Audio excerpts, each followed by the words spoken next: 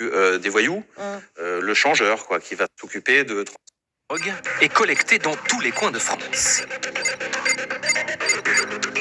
Mais aussi en Europe, grâce à des collecteurs comme l'ambulancier.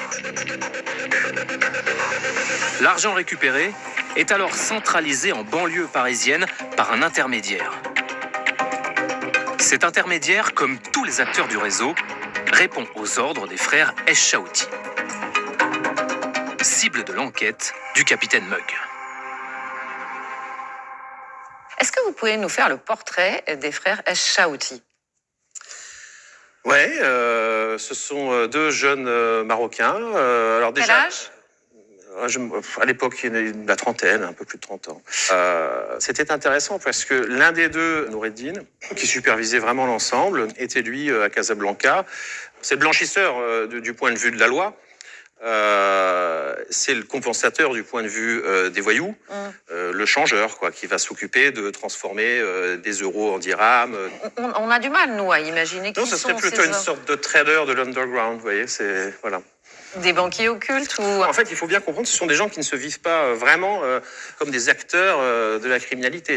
Ils participent d'un système de transfert de fonds séculaire qui va accepter de l'argent d'ailleurs de tous horizons. Ils n'ont pas de prédilection particulière pour l'argent de la drogue. Ils ont un attrait, ça c'est sûr, pour les commissions. Leur problématique à eux, c'est de pouvoir prendre des commissions le plus possible, au plus de monde possible, de manière à en vivre, quoi. Les frères Echaouti ont été condamnés par la justice française à 10 ans de détention en 2017. Donc bien sûr, on imagine qu'ils sont en prison. Non, ils ne sont pas en prison, puisqu'ils vivent au Maroc, qui sont marocains. Et pour l'instant, on n'a pas encore réussi à mettre la main dessus. D'accord, donc ils échappent à l'impôt et à la prison. Ah, pour l'instant, oui, mais on ne sait pas de quoi demain sera fait. C'est-à-dire c'est-à-dire que quand l'occasion se présentera, il y a des mandats d'arrêt internationaux qui sont lancés.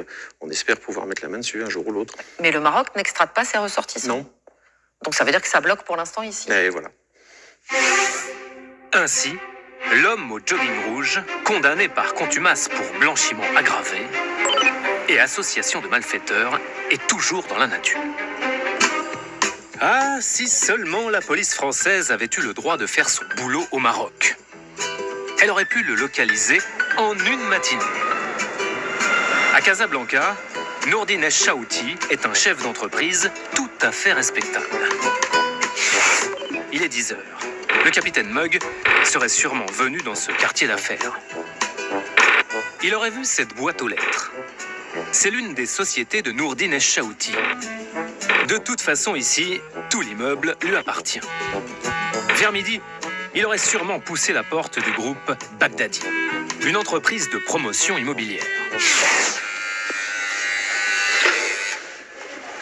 Bonjour madame. Bonjour. Bonjour madame, excusez-moi de vous déranger. Je suis venu prendre contact avec monsieur Chaouti et voir s'il était possible de prendre contact.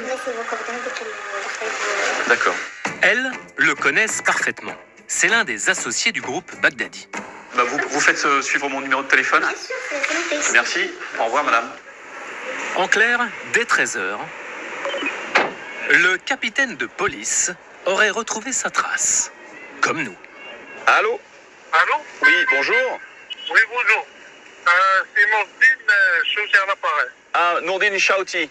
Bonjour monsieur. Oui, bonjour, ça va? Oui, et vous, ça va? Ça va, alhamdoulilah.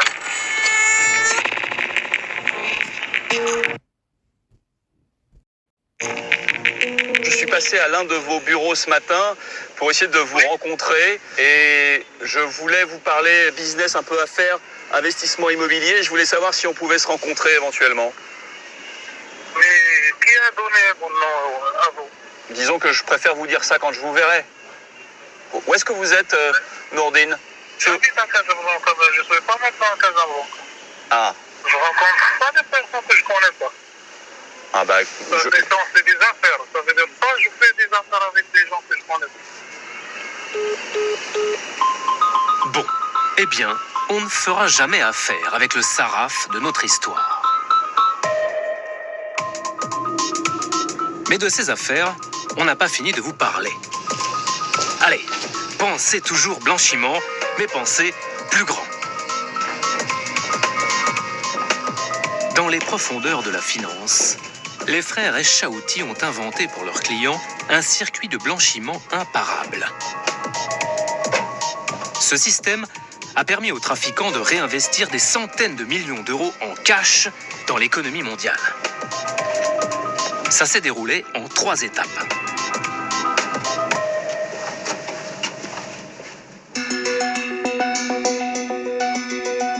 Première étape, l'argent de la drogue est métamorphosé en or, en pièces et en lingots. L'or, objet de toutes les convoitises, facilement négociable, facilement transportable. L'opération s'est passée en Belgique. Vous allez voir, c'est très malin. Et le capitaine Mug a tout de suite compris la manip. L'or présente un intérêt quand même quand on est blanchisseur, c'est que le volume d'un smartphone à peu près, ça correspond à 1 kilo d'or. 1 kilo d'or à l'époque c'était 40 000 euros. C'est pratique pour le transport. Mais alors comment Nourdine Echaouti s'y est-il pris?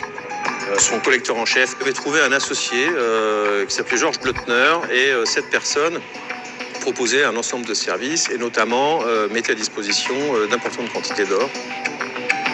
Georges Blotner. Pour les frères Echaouti, c'est le partenaire idéal. Il accepte à bras ouverts toutes les opérations en cash. Georges Blotner est négociant en or. Il habite à Anvers, en Belgique. Il a refusé notre demande d'interview. Mais vous nous connaissez, on adore le contact. Là, à côté de la baraque à frites, c'est Georges. Et devant Georges, c'est nous, déguisés en investisseurs. Avec Georges, on ne s'est jamais vu. Et pourtant, nous voilà partis comme de bons vieux copains. On va où, Georges? Tout droit. Une balade à Anvers avec Georges, filmée en toute discrétion, ça vaut tout l'or du monde. Ici, il y en a partout. De l'or, des bijoux. Et des lingots, surtout. Même en vitrine. Du diamant, forcément, c'est le quartier. Et sur le coup de midi, on s'est arrêté là, manger italien. Moi, c'est pour lasagne et légumes. Oui, et ben moi je crois que je vais prendre des cannelloni à la ricotta. Vers la fin du repas, Georges Blotner se met enfin à table. Il nous explique son rôle dans le réseau Echaouti. Je vends des caches.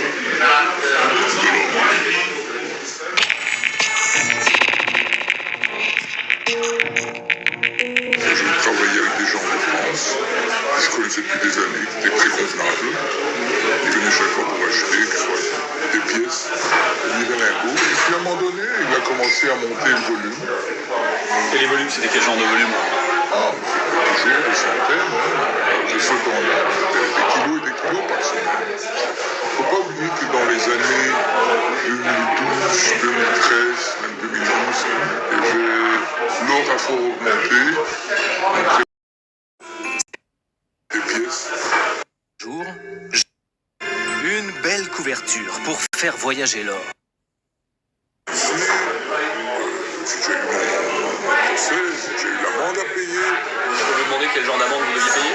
Ah, c'est quelques millions, donc tenez, moi je vous en ai. Non, Georges, c'est moi. N'insistez pas, Georges, vraiment. S'il vous plaît, la facture. Merci. Quant aux factures de Georges Blotner, les voici. Celles utilisées par le réseau des frères Echaouti. Une belle couverture pour faire voyager l'or. Avec toutes les apparences de la légalité. Elles sont émises par Jacques Ognoux, sa société, et adressées notamment à Afti Trading, une fausse bijouterie. Tiens, basée à Dubaï. Et ça y va, hein. Là, il y en a pour 95 400 €. Que des lingots. Là, pour 150 500 €. Entre 2012 et 2014, ça se passe ainsi plusieurs fois par semaine. Des dizaines, voire des centaines de kilos d'or achetés. Transformés en or, les millions des frères Echaouti peuvent désormais voyager. Voyager en toute tranquillité, grâce aux factures de Georges Blotner. À l'aéroport, l'or est pris en charge par de petites mains. En voici une, photographiée à son insu par la police. Allez hop! Les lingots embarquent pour leur destination finale, là où un soleil d'or brille même dans la nuit. Dubaï.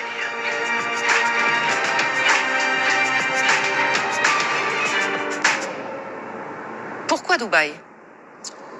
Pourquoi Dubaï? Parce que c'est une économie cash, comme il en existe beaucoup. L'idée, c'était de voyager avec l'or jusqu'à Dubaï. Pour se prémunir quand même de tracasseries administratives, ils avaient monté une société spécialisée dans la bijouterie à Dubaï. Ça s'appelle une couverture, quoi. Couverture. Ils ont un business model qu'il faut suivre. Dubaï, paradis fiscal vertical. C'est surtout l'un des tout premiers marchés de l'or au monde. 25% de l'or de toute la planète est acheté ou vendu à Dubaï. Et il faut que ça brille.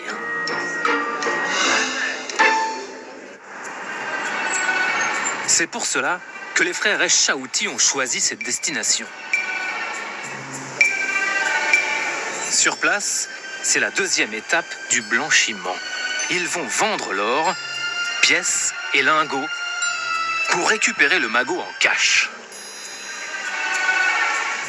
Pour cela, ils ont un nouveau partenaire, un certain Yogesh. Ce négociant achète toutes les cargaisons d'or des frères Echaouti.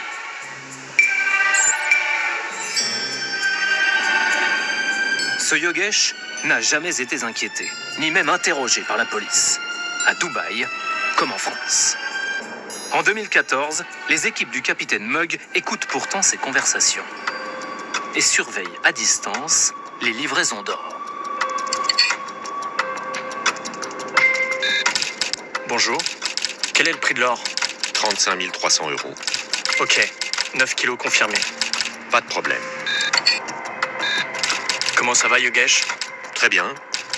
Il y a Adam qui va t'appeler. Il te donnera 700 pièces. Ok. Pour approcher Yogesh, il a fallu être discret et changer une nouvelle fois d'identité. Nous allons donc nous faire passer. L'or est retransformé en cash. Combien les frères Echaouti ont-ils transporté? Difficile à dire. La police française n'a pu documenter que 218 kilos d'or, livrés à Dubaï par avion, soit tout de même 7 millions d'euros.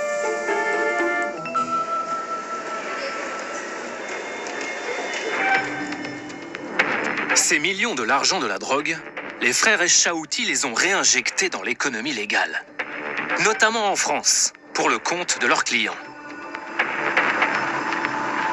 C'est la troisième et dernière étape de l'opération de blanchiment. Pour la mener à bien, les frères Echaouti disposent dans les Émirats d'une constellation de sociétés. Multi-Option General Trading, Point Break General Trading et Renade International. Renade International est dirigée par le plus jeune des deux frères, installé à Dubaï. Cette société a une particularité. Elle n'a pas de compte bancaire. Mais alors, comment font les Echaouti pour réinjecter le cash dans l'économie réelle? Eh bien, ils vont utiliser les comptes bancaires de plusieurs bureaux de change, notamment celui d'Al Fardan Exchange. Pas de panique, on vous explique. Les millions de l'argent de la drogue, collectés partout en Europe, sont transformés en or en Belgique, puis retransformés en cash à Dubaï. Le cash est ensuite déposé sur le compte bancaire d'Al Fardan Exchange. À partir de là, et par simple virement, l'argent est envoyé dans le monde entier. Renade International n'apparaît jamais dans les transactions. La société des frères Echaouti est devenue intraçable. C'est le moment d'aller voir sur place comment ça marche. Nous décidons de pousser la porte d'Al Fardan Exchange. Nous tournons avec, devinez quoi? Good morning, gentlemen. une caméra cachée. Bonjour, je voudrais me renseigner sur les transactions en cash. C'est pour une société? Oui, absolument. Les transactions se feront en cash. Est-ce que je peux le déposer chez vous? Oui, bien sûr. Nous prenons votre cash et un virement sera fait au nom de votre société, mais depuis notre compte en banque. Y a-t-il un plafond? Non, non, aucun plafond. N'importe quel montant peut être envoyé. En quelle devise? Dollars, euros? Dollars, euros, livres sterling, quasiment toutes les monnaies. C'est rapide et efficace alors. Ah oui. Oui, c'est ça. Rapide et efficace. Car à Dubaï, c'est tout à fait légal. Encore aujourd'hui. Les frères Echaouti ont fait fonctionner ce système à plein régime. Nous avons mis la main sur des documents inédits qui concernent Renade International. Voici plus de 11 000 virements bancaires. Le cash est transféré sur le compte de milliers de sociétés dans le monde entier. Chinoises, coréennes, européennes. Regardez. Ici, un virement de 150 000 $. Là, un autre de 168 000 $. L'argent est également envoyé à une quinzaine de sociétés. D'après vous, qui peuvent bien être ces Marocains qui maquillent des lingots comme des voitures volées? Voyons, des Marocains qui blanchissent à Dubaï?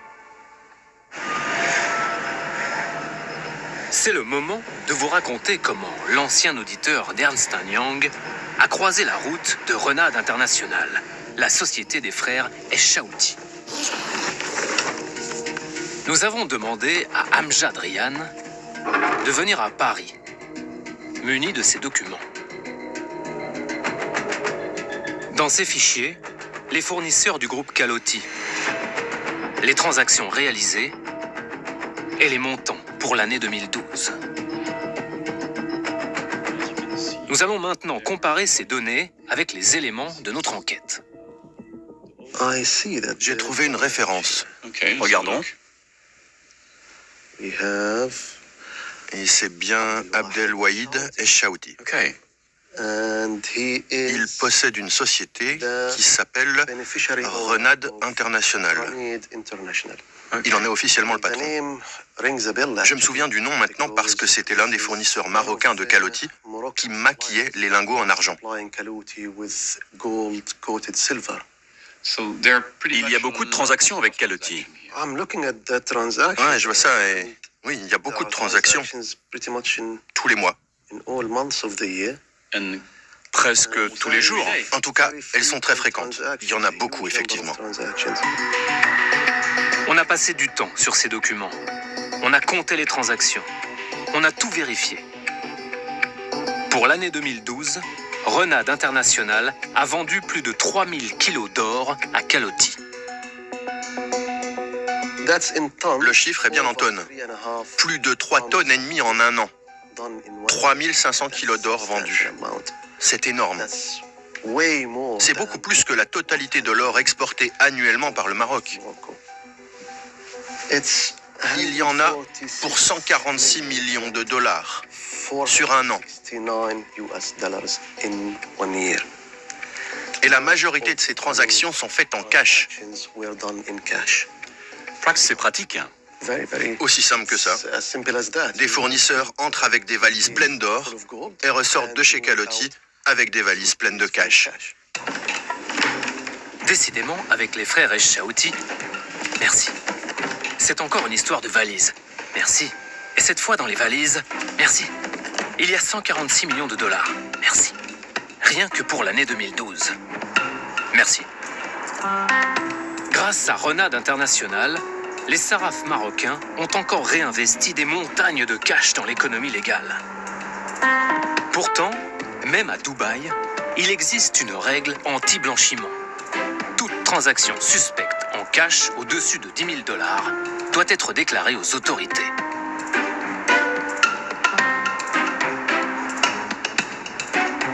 Ben alors, il s'est passé quoi avec Calotti?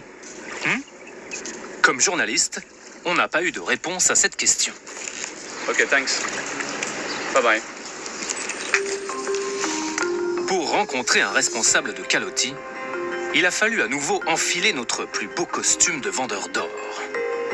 Et là, nous aussi, nous avons obtenu un rendez-vous dans la maisonnette au 35e étage. Hello, good morning. Nous sommes reçus par l'un des patrons du groupe.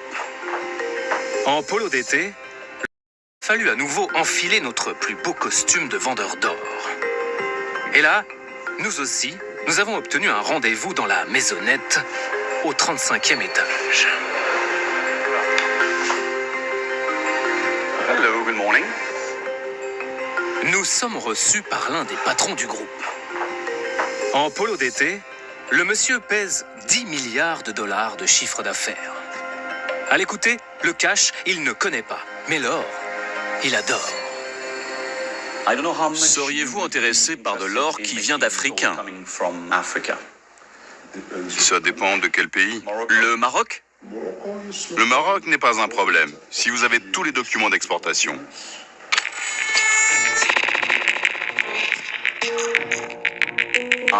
Est-ce que vous êtes en mesure de payer cash? Non. Uniquement par chèque ou virement bancaire. Je croyais qu'en tant que premier acteur du marché, ça ne posait pas de problème. Oui, c'est vrai. Nous sommes le plus gros acteur du marché, mais nous avons plus de règles à suivre que les autres. C'est quelque chose qui a changé? Non, nous faisons ça depuis toujours. Nous suivons les règles scrupuleusement.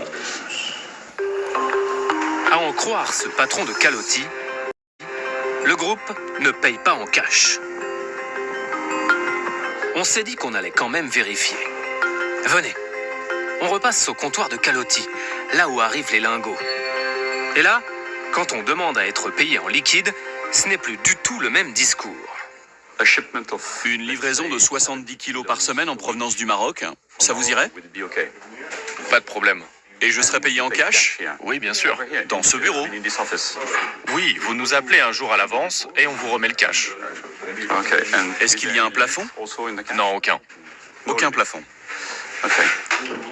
Bye bye. Have a good day. Des paiements en cash, Amjad Rian en identifie dès le début de son audit. Car pour l'année 2012, le groupe Calotti lui a fourni tous ses versements en liquide. Il y a les 146 millions de dollars reçus par Renad International. Mais regardez, cette société, elle, a touché 485 millions de dollars en cash. Et puis celle-ci, plus de 773 millions. Des transactions jamais déclarées. En 2012, Calotti a ainsi payé la somme astronomique de 5 milliards 244 millions 779 146 dollars et 40 centimes cash.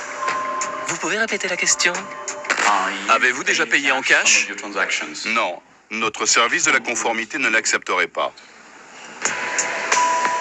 Nous avons évidemment sollicité Calotti. Et après plusieurs semaines, le groupe a finalement répondu par le biais de ses avocats. Calotti dément totalement avoir acheté de l'or recouvert d'argent à Renad ou à quiconque. Calotti. Violation de tous les protocoles, zéro tolérance. Et qu'est-ce que ça veut dire? Pour un groupe, c'est la pire des évaluations. Du coup, Ernst & Young a tout de suite pris la décision d'aider Calotti à dissimuler cette évaluation. Ernst & Young va ensuite édulcorer l'audit et falsifier les résultats. Ça, c'est la version d'Amjad Rian. Alors, on a passé au crible les différentes versions du rapport. Ernst & Young aurait bien supprimé plusieurs passages qui mettaient en cause Calotti. Ernst & Young a enlevé le mot Maroc. Ils ont enlevé l'expression « lingot recouvert d'argent ». Et en très peu de temps, les résultats de notre audit ont été enterrés. Calotti a ensuite été déclaré totalement conforme par Ernst & Young.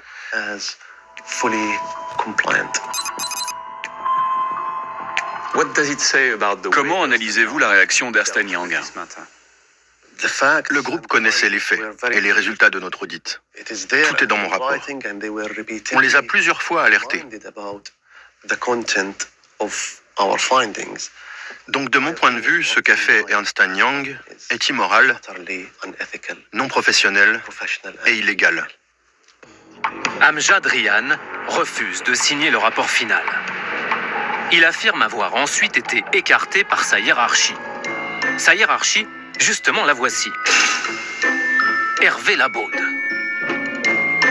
Dans le top management d'Ernst & Young, il fait partie de ceux qui, selon Amjad Rian, auraient privilégié les intérêts de Calotti. Quel dommage. Nous aurions tant aimé leur parler de cash et de lingots. Mais au fait, que deviennent les deux frères Echaouti? Aux dernières nouvelles, ils sont toujours entre le Maroc et Dubaï et mènent des vies d'hommes d'affaires respectables. Nul doute que ces banquiers occultes n'ont pas de problème de fin de mois. Les Nations Unies estiment à 1600 milliards de dollars le montant de l'argent blanchi chaque année dans le monde. De quoi transporter encore beaucoup de valises.